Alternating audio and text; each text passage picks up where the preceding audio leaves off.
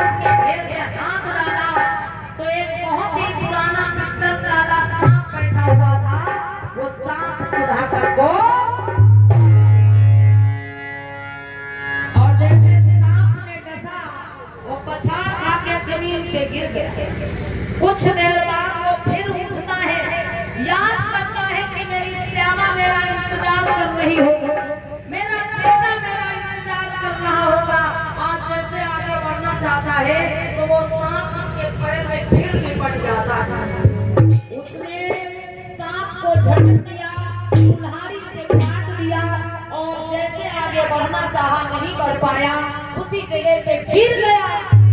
और माताओं बहनों, जिस लड़के के साथ में वो सेठ की बेटी अपनी शादी के दिन, बारात के दिन घर छोड़ करके आई थी, माँ बाप को छोड़ करके आई थी, आज उस लड़के की मौत हो गई।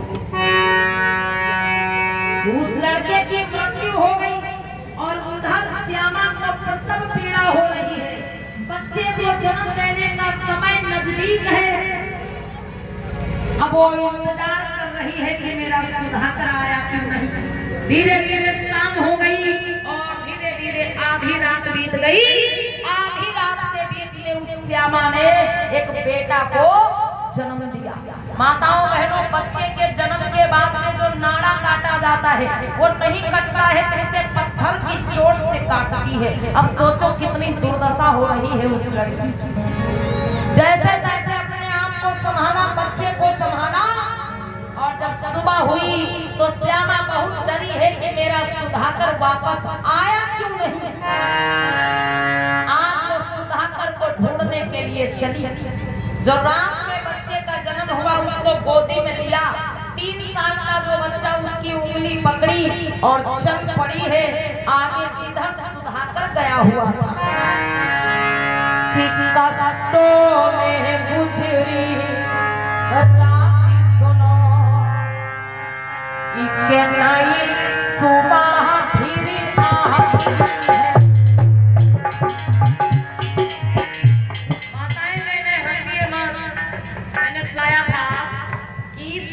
प्रसंग से, इस कथा से आपको ये सीखने को मिलेगा कि समाज में जो बेटियां अपने माता पिता की इज्जत सम्मान का ख्याल नहीं करती, अब गलत कदम उठा देती है, अंत में उनकी कैसी दुर्गति होती।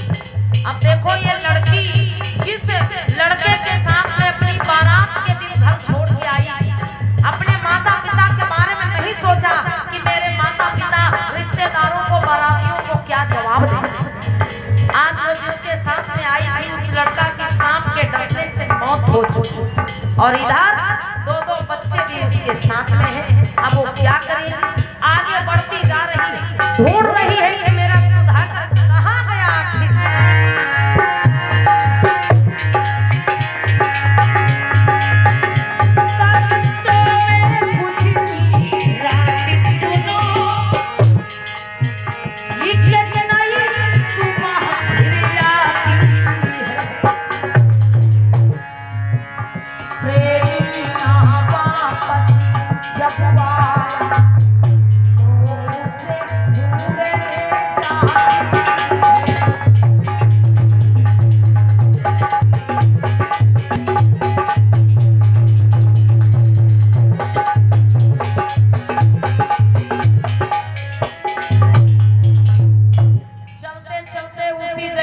पहुंच गई जहां सुधाकर की लाश पड़ी हुई है।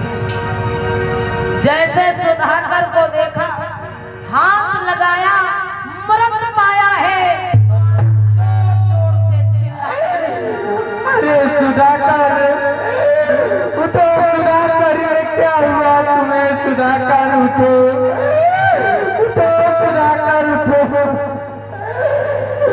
आज वो श्यामा जोर जोर से चिल्लाने लगी कि सुधाकर, अरे मैं तुम्हारे लिए अपने परिवार को छोड़ के आई थी, माँ बाप को छोड़ के आई थी, अब मैं कहाँ जाऊंगी, कहाँ रहूंगी और इन 2 बच्चों को मैं कैसे पालूंगी।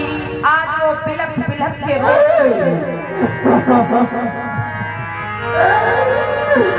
अरे उठो सुधाकर उठो।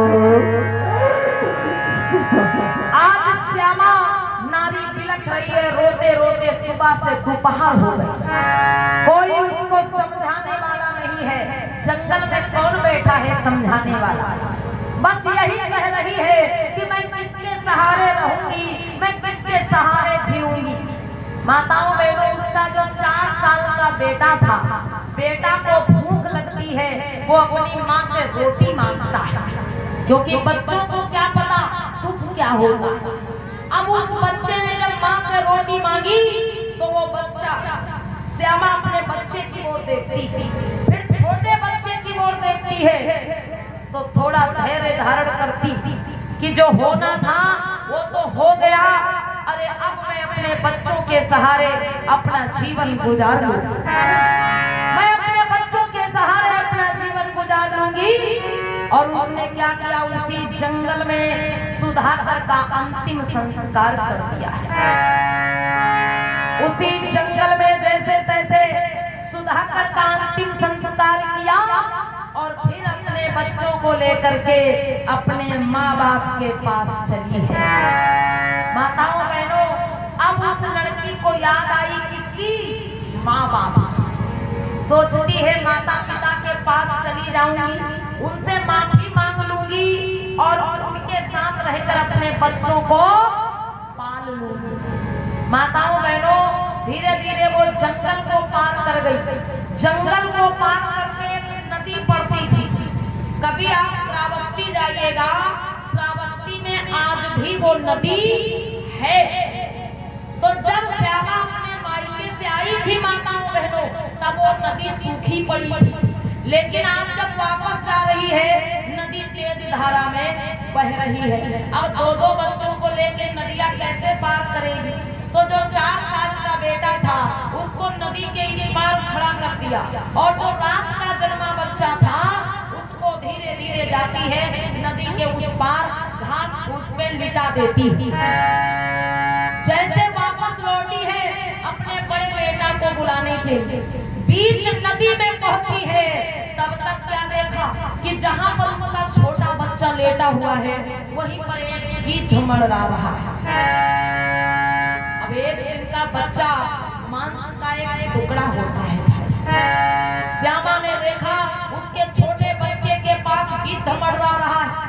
अरे बहुत डर गई कि कहीं ये गीध मेरे बच्चे को उठा ना ले जाए, इसलिए वो नदी में जहां पर खड़ी थी वहीं पे खड़ी होकर के जोर जोर से तालियां बजाने। तालियां किस लिए बजा रही है? गीध को भगाने के लिए। लेकिन हो गया उल्टा। उसका जो 4 साल का बेटा नदी के दूसरी तरफ खड़ा है, उसको लगता है कि मेरी माँ ऊपर हाथ उठा के मुझको अपने पास बुला रही। वो लड़का अपनी माँ को देखता रहा और दोनों हाथ फैला के नदी में कूद गया। जैसे श्यामा ने देखा कि उसका बड़ा बेटा नदी में कूद गया, वो जल्दी जल्दी हाथ पैर मार के नदी के दूसरी तरफ आई, तब तक वो बच्चा तेज धारा में बह गया। अब इधर वो अपने बड़े बेटा को ढूंढ रही है, तब तक देखा कि जो छोटा बच्चा लेटा है वहां पे गीध आकर के बैठ गया। अब जैसे वो इस किनारे से उस किनारे पे पहुंची माताओं बहनों, तब तक वो गीध उस छोटे बच्चे को उठा ले गया। मतलब उसके सामने उसके दोनों बच्चे नदी में, एक बच्चा नदी में डूब गया और एक बच्चे को गिद्ध उठा ले गया। अब वो नदी के किनारे खड़ी है, अपने गांव की तरफ, मायके की तरफ आ चुकी है, और नदी के किनारे खड़ी रो रही है कि हाय, एक ही दिन में मेरा सब कुछ बर्बाद हो गया।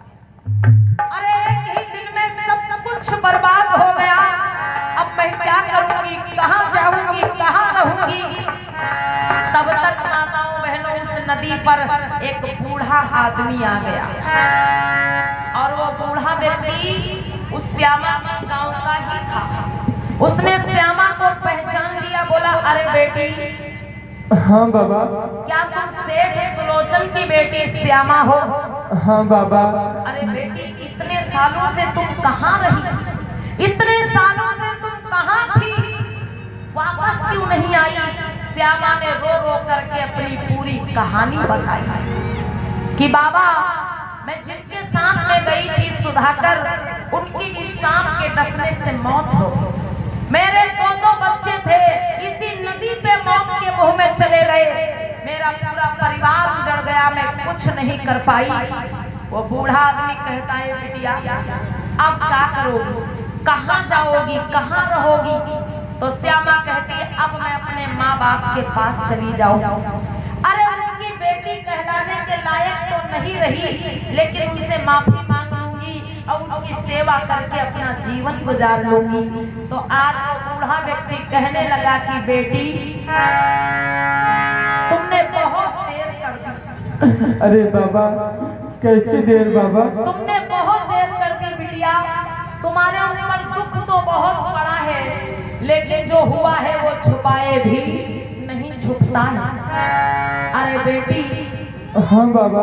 कल जो तूफान आया, उस तूफान से एक वृक्ष उखड़ करके तुम्हारे घर की छत पे गिर गया और उस पेड़ के गिरने से वो छत बैठ गई और छत के नीचे दबकर तुम्हारे माता पिता की मौत हो। तुम्हारे माता पिता भी इस दुनिया में अब नहीं रहे। अरे बेटी, लेकिन तुम चिंता ना करो। हे बेटी, तुम चिंता ना करो, रो मत, बिल्कुल मत रो। आओ मेरे साथ चलो, मेरे घर चलो, मैं तुमको अपनी बिटिया के तरह रखूंगा। आओ बिटिया, चलो मेरे साथ चलो। अब माताओं बहनों, जब उस लड़की ने सुना कि उसके माँ बाप भी दुनिया में नहीं रहे, तो बहुत दुखी होती। और सच ही कहते हैं माताओं बहनों कि जब ज्यादा दुख होता है तो आंसू भी नहीं आते।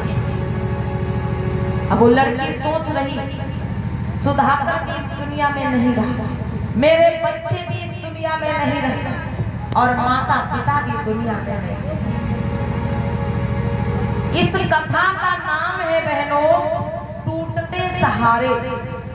इस कथा प्रसंग का नाम है भैया टूटते सहारे।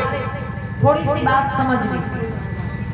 इस लड़की के माता पिता को इस लड़की से बहुत सहारा लगा था, क्योंकि ये लड़की अपने माँ बाप की अकेली संतान थी। इस लड़की के माँ बाप सोचते थे कि हमारी बिटिया हमारे बुढ़ापे का सहारा बने, लेकिन इस लड़की ने क्या किया, अपने माता पिता के सारे सहारे तोड़ दिए।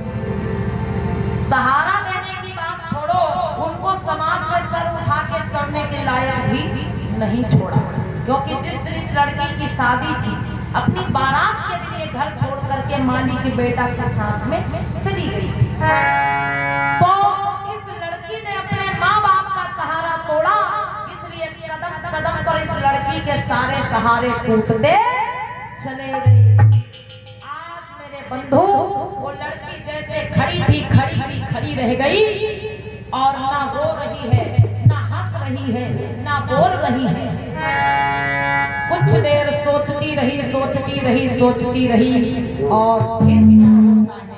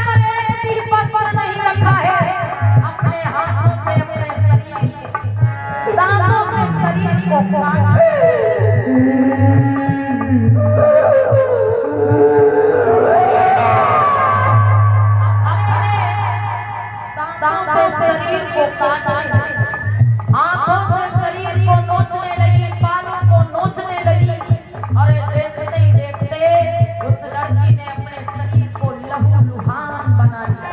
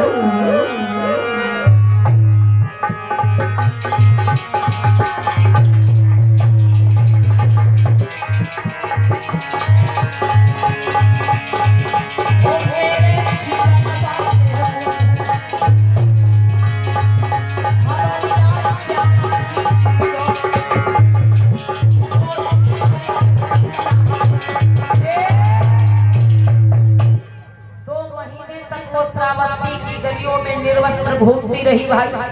लोग उसको पहनने के लिए कपड़ा देते हैं लेकिन वो फाड़ के फेंक देती है, एक भी कपड़ा अपने शरीर पे नहीं रखती है। माताओं बहनों, एक दिन वो लड़की जेठ वन की तरफ चली है जहां पर करुणा के सागर भगवान बुद्ध बैठे हुए हैं।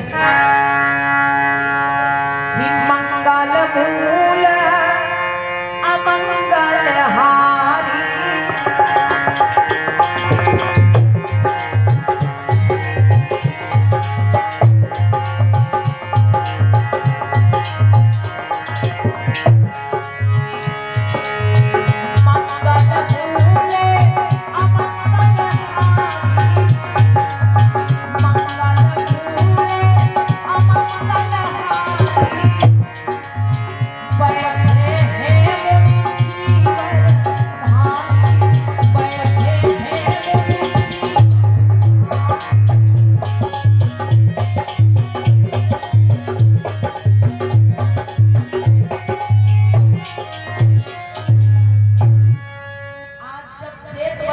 तरफ वो लड़की चली तो वहां पर जो बौद्ध भिक्षु थे उन बौद्ध भिक्षुओं ने देखा कि एक निर्वस्त्र लड़की चली आ रही है, उसके शरीर पर एक भी वस्त्र नहीं है।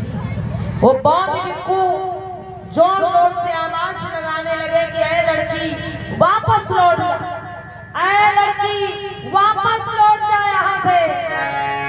तब तक भगवान बुद्ध ने देख लिया, बोले ऐ बौद्ध भिक्षुओं, इस बेटी को भगाओ मत। अरे इस बेटी के चित्त की चेतना लुप्त हो गई है, इसे पुनः चेतना वापस पाने की जरूरत है। आज भगवान बुद्ध अपने स्थान पे उठ खड़े हुए, क्योंकि माताओं बहनों जो बूढ़ा व्यक्ति श्यामा को नदी पे मिला था, वो बूढ़ा व्यक्ति भगवान बुद्ध के पास पहुंच करके उस लड़की के बारे में सब कुछ बता चुका होता है। आज जैसे वो लड़की भगवान बुद्ध के पास पहुंची, तथागत मधुर वाणी में बोले, बेटी शांत हो जाओ, हे बेटी शांत हो जाओ, मैं तुम्हारे बारे में सब कुछ सुन चुका हूँ बेटी। अरे बेटी, तुमने जो कर्म किया था, जैसा कर्म किया था, उसका फल, उसका परिणाम तुमको मिल चुका है बेटी। तुमने अपने माता पिता को समाज में लज्जित किया, अपमानित किया, अपने माता पिता को इज्जत और सम्मान से जीने के काबिल नहीं छोड़ा। तुम्हारे माता पिता रो रो करके तुम्हारी याद में घुट घुट करके मर गए। हे बेटी, तुमने जो भी ये बुरा कर्म किया था, उसका फल तुमको मिल गया है। आप अपनी खोई हुई चेतना को वापस ले आओ। हे बेटी, अपनी खोई हुई चेतना को वापस लाओ और अपने नए जीवन की शुरुआत करो। हे बेटी, तुम निर्वस्त्र हो, लो ये वस्त्र और तुम अपने शरीर को ढक लो। हे बेटी, तुम अपने शरीर को ढक लो। बोलिए भगवान बुद्ध की। आज जैसे श्यामा लड़की के तन पे तथागत भगवान बुद्ध ने वस्त्र डाला है और भगवान बुद्ध की मधुर वाणी उसके कानों में गूंजी है, तो मानो उसकी खोई हुई चेतना फिर से वापस लौट आई है। उसने झटक कर अपने शरीर को ढक लिया। उसे एहसास होने लगा, आभास होने लगा कि वो निर्वस्त्र है। भगवान बुद्ध के चरणों में गिर गई। आज उसकी खोई हुई चेतना वापस लौट आई। कैसे लौटी उसकी खोई हुई चेतना वापस माताओं बहनों? भगवान बुद्ध के समझाने से, भगवान बुद्ध की मधुर वाणी से। आज वो श्यामा जोर जोर से रोने लगी कि भगवान, मेरा इस दुनिया में कोई नहीं रहा, मेरा इस दुनिया में कोई नहीं रहा। अपनी पूरी कहानी सुनाने लगी तो भगवान बुद्ध ने कहा, बेटी, तुमने जो कर्म किया था, जैसा कर्म किया था, उसी का फल तुमको मिला है। तुमने अपने माता पिता का सहारा तोड़ा, इसलिए कदम कदम पर तुम्हारे भी सारे सहारे टूटते चले गए। जाओ बेटी, अब तुम अपने नए जीवन की शुरुआत करो। तो श्यामा कहती है कि भगवान, मेरे मन को शांति कैसे मिलेगी? मेरे मन को शांति कैसे मिलेगी? मेरा मन बहुत अशांत है, शांति के साथ नहीं जी पाऊंगी। माताओं बहनों, तब भगवान बुद्ध ने कहा कि बेटी, तुम गांव गांव में जाओ, नगर नगर में जाओ, बहनों को, बेटियों को, अपनी पूरी कहानी सुनाओ। तुम गांव गांव में, नगर नगर में जाओ, माताओं बहन बेटियों को अपनी पूरी कहानी सुनाओ कि जैसा मैंने किया वैसा कोई भी बहन बेटी ना करे, नहीं तो जैसा फल, जैसा परिणाम मुझे भुगतना पड़ा, वैसा परिणाम हर बहन बेटी को भुगतना पड़ेगा। श्यामा कहती है, भगवान, मैं ऐसा ही करूंगी। मैं घर घर में जाऊंगी, दूसरी माँ बहन बेटियों को समझाऊंगी कि जैसा कर्म मैंने किया वैसा कोई भी बहन बेटी ना कर, कोई भी बहन बेटी समाज में अपने माँ बाप को लज्जित ना कर। भगवान बुद्ध ने कहा, बेटी अपने घर लौट जाओ। तब श्यामा कहती कहती है कि भगवान मेरा घर कहाँ रहा है? हे भगवान, आपने मुझको नई जिंदगी दी है, अगर मैं आपके शरण में ना आती, आप मुझे समझाते नहीं तो मेरा ये पागलपन दूर नहीं होता और मैं ऐसे ही भटकती रहती। आपने समझा करके मुझको नया जीवन दिया है, नई जिंदगी दी है, आपकी वजह से मेरी चेतना वापस आई। तो अब मैं आपकी शरण में आना चाहती हूँ। हे भगवान, आप मुझे अपनी शरण में ले लो, मैं आपकी शरण में आना चाहती हूँ। भगवान बुद्ध ने कहा ठीक है, चलो बेटी, मैं तुमको भिक्षुणी संघ में लेकर के चल रहा हूँ।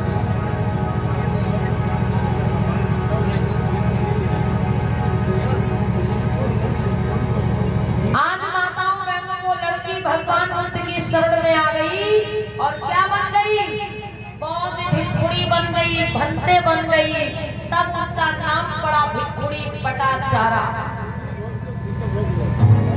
और भिक्षुणी पटाचारा नाम की वो लड़की बौद्ध भिक्षुणी बन गई और घर घर में जाकर के लोगों को धम्म का पाठ पढ़ाने लगी।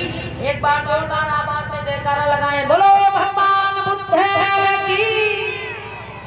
भाई निवेदन है, 5 मिनट आप लोग बैठे रहेंगे। अम्मा बहन, इतनी देर अपनी मर्जी से बैठी हो, 5 मिनट हमारी मर्जी से बैठी रहना।